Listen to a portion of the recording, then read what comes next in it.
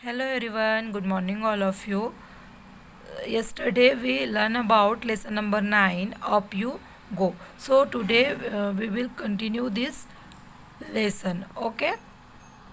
So topic is that rock climbing. Okay. Rock climbing मतलब पर्वत चढ़ना. ओके. सो ये कब की बात है? 10 फरवरी 1984 की. We had climb 15 kilometre reach Techla village.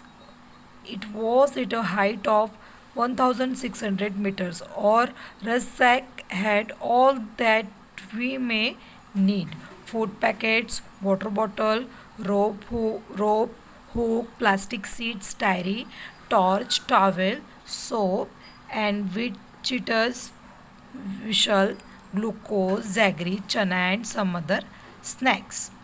So narrator जो है वो कहती है कि हम लोग 15 किलोमीटर जो वहाँ से दूर है टेकला विलेज, वहाँ पे उनको चढ़ना था. ये कितने हाइट पे था? 1600 मीटर के ऊपर था. और उनके पास में क्या था? एक रक सैक था. ओके. मतलब उनके जो बैग थी उनके इस पे बैग पे, तो उसमें ये सारी ज़रूरतें की क्या थी, चीज़ें थी. जैसे food packet, water bottle, rope, hook, plastic sheet, diary, torch, towel. Okay. So उनके जो रस सैक था वहाँ पे ये सब चीज़ें थी.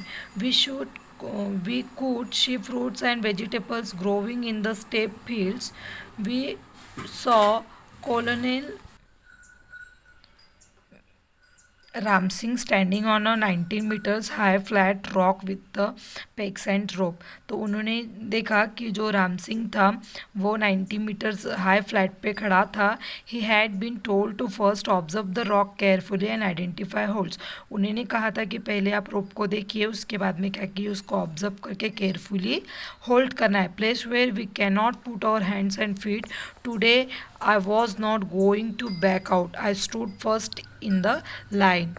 तो वो नरेटर कहती है कि आज मुझे पीछे नहीं जाना था, आज मैं सबसे पहले आगे खड़ी थी. ओके. और instructor tied a rope around his waist. He put the sling and held the thick rope which was hanging. He started climbing as if he was running up.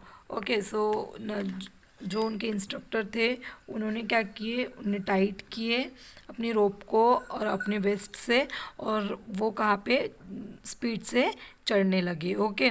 Then I took my first step. I slip. जैसे ही narrator ने हिम्मत करके एक foot रखा, मतलब एक पैर जब वो आगे चढ़ी तो वो क्या हो गई, स्लिप हो गई. And there I was swinging from the rope. और वो रोप से क्या हो गई, घसरने लग गई थी. Keep your body at an angle of 90 degree while climbing. I heard keep your back straight, do not bend.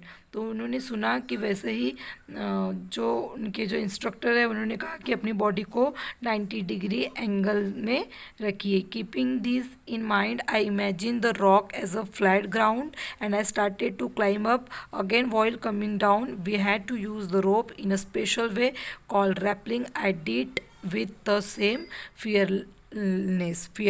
Okay. So उसने हिम्मत की नरेटर ने, और उन्होंने क्या किया, उन्होंने जो पर्वत है उनको ऐसा लगा कि ये ग्राउंड है और ग्राउंड पे मुझे 90 डिग्री के एंगल में मतलब स्ट्रेट चलना है. तो उनने ऐसा बिना डर के क्या किया, रैपलिंग किया. ओके. Then funny incident. तो अभी नरेटर बताती है उनके साथ में जो फनी इंसिडेंट हुआ. When 14 February 1948. A funny incident. It was evening. ये शाम का समय था. और कोनाडोम्बी जो उनकी फ्रेंड थी मिजोरम से, Konadombi was feeling hungry. He we did not have anything to eat. देखो कोनाडोम्बी जो उनकी फ्रेंड थी वो बहुत हंग्री थी, उनके पास खाने के लिए कुछ भी नहीं था. He jumped over the fence and got into a field. तो उन्होंने क्या किया, वहाँ पे जो खेत रहता है, फेंस मतलब जहाँ पे वो तार वार से बाउंड्री लगाते हैं उसे कहा जाता है फेंस. तो उन्होंने क्या किया, वो फेंस के अंदर वो फील्ड में जाके she quickly pluck two big cucumbers and come back. उन्होंने क्या किया, खेत में जाके कुकुम्बर्स लाए और वो वापस आ गई. They just then women come from behind and caught hold of her back. She started saying something to Konadombi in her own language. We could not understand what she was saying. Okay, तो क्या हुआ, जब वो कोना बंडी को भूख लगी थी, वो किसी के खेत में जाके उसने कुकुम्बर लाई, तो उसे क्या किया, वो जो खेत में रहने वाली एक लेडीज़ थी, उसने उनके बैग को पकड़ लिया और वो अपनी लैंग्वेज में उनको कुछ कह रही थी, बट वो किसी को समझ में नहीं आ रहा था। Konadombi was trying to explain in her Mizo, Konadombi ने मिज़ो लैंग्वेज में समझाने की कोशिश की, which we could not understand. I try to explain in Hindi but neither of them could understand it. और जब नरेटर ने हिंदी में समझाने की कोशिश की तो बाकी के लोग नहीं समझ रहे थे। Finally I folded my hands to say that we're sorry. और नरेटर ने क्या किया, लास्ट में उन्होंने अपना हाथ को सॉरी करके फोल्ड किया। By then our group had gone far ahead, it was already dark. और क्या हुआ, फिर बहुत अंधेरा हो गया था। I thought we had lost our way. और जो उनके ग्रुप में जितने भी लोग थे, तो कोनाडोम्बी और नरेटर क्या हो गए थे, बहुत, वो ग्रुप वाले जो थे वो बहुत दूर चले गए थे। Now we were really scared, और फिर वो डर गए क्योंकि वो ग्रुप से घूम गए थे। We could not see anything even with our torch, और उनका जो टॉर्च था उसे उनसे उनको कुछ दिख भी नहीं रहा था। I started sweating even thought it was cold. I tightly held Konadombi hand. I called out loudly, where are you all? Can you hear me? My voice echoed in the mountains. और क्या हुआ, वो लोग group से बहुत दूर हो गए थे, वो लोग डर गए थे, ठंडी का दिन था। उन्होंने कोनाडोम्बी अपने फ्रेंड का हाथ पकड़ के रखा और वो जोर से चिल्लाने लगे कि वेर आर यू ऑल, आप लोग कहाँ हो, क्या आप हमें सुन सकते हो? पर उनकी वॉइस जो थी इचोड़ हो रही थी, मतलब गूंज रही थी माउंटेन में। We both started to whistle loudly and flashed our torches, probably the group had noticed that we were missing. We heard some whistles at a distance.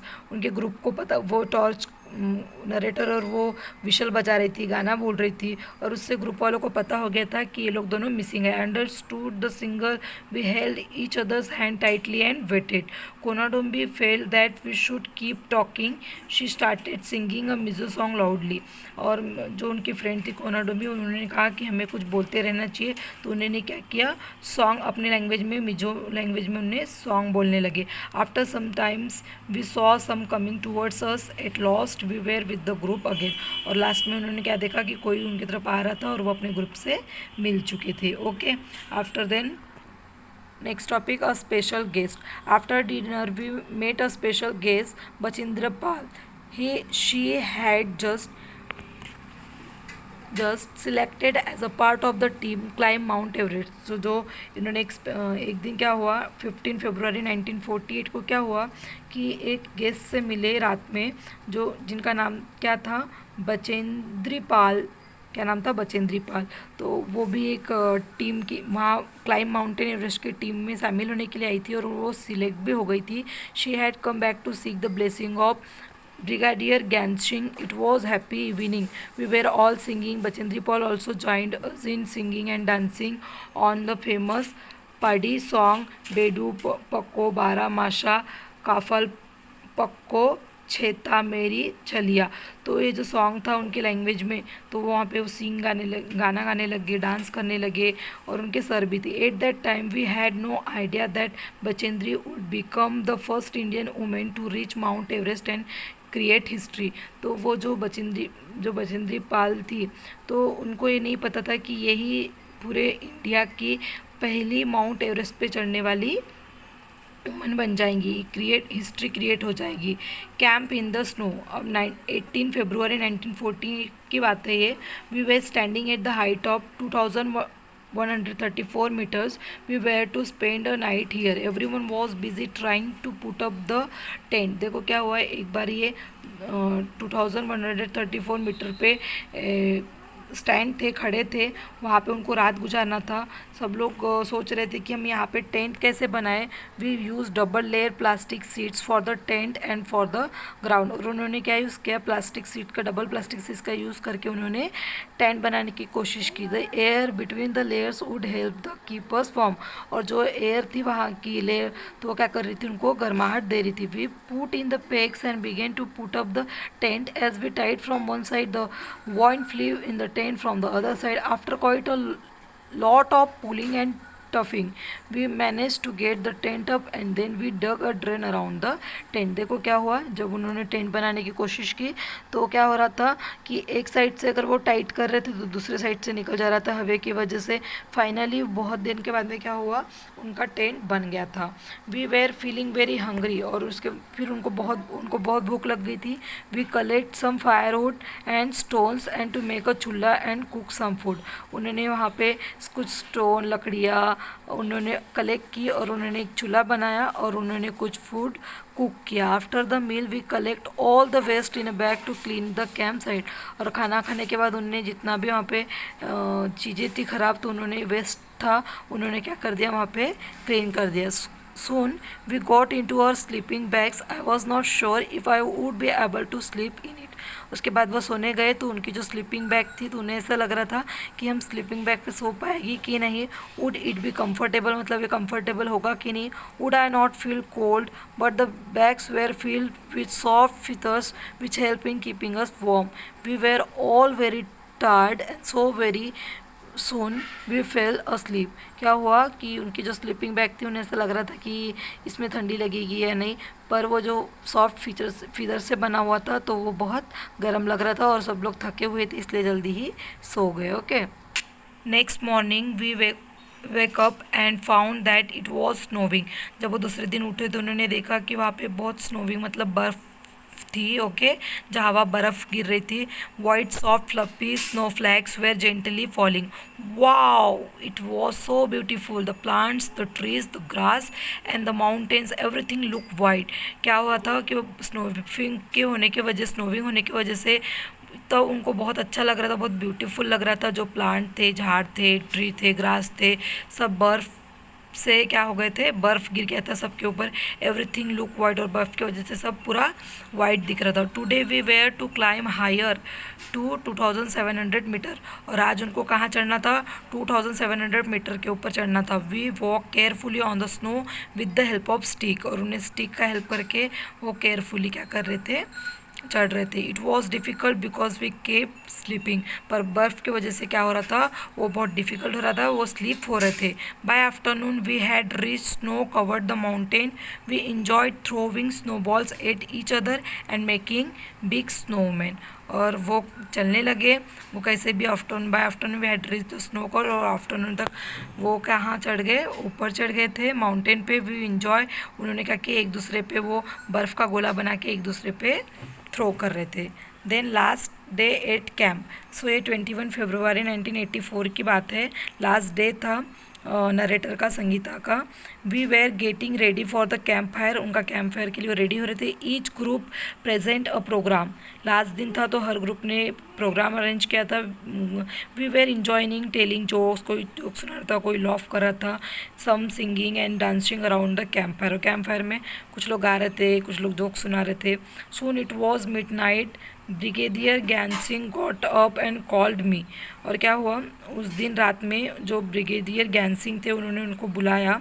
I thought, वो सोचने लगी, oh know what have I done this time. उन्होंने सोचा कि मैंने अब क्या कर दिया। But when sir announce my name for the best performance award I stood still.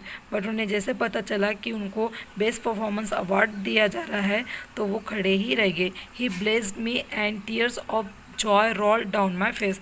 और जो खुशी के आंसू थे उनके आँख पे छलक रहे थे। ओके, सो ये जो स्टोरी थी वो संगीता की थी कि उनने कैसे माउंटेन का कैंप अपना हमसे शेयर किया। Okay, so student here our lesson of you go is finished. Okay, so student bye.